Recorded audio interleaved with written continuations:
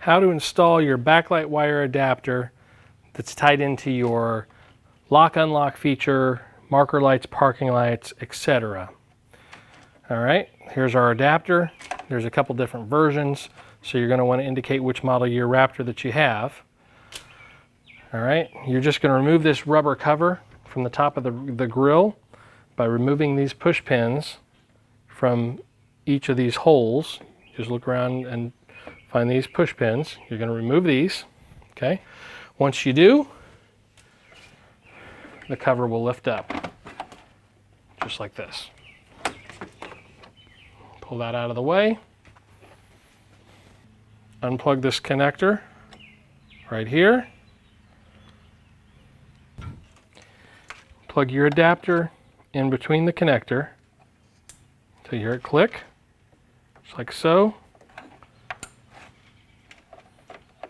Tuck your connector back down, out of the way.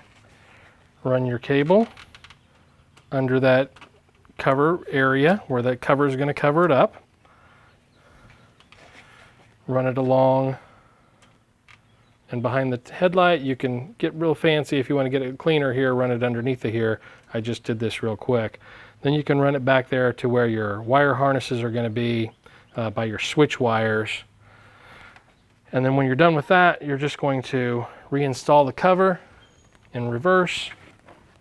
Take your cover, slide it under the edge here, just like so. You want to tuck it underneath of your air filter inlet.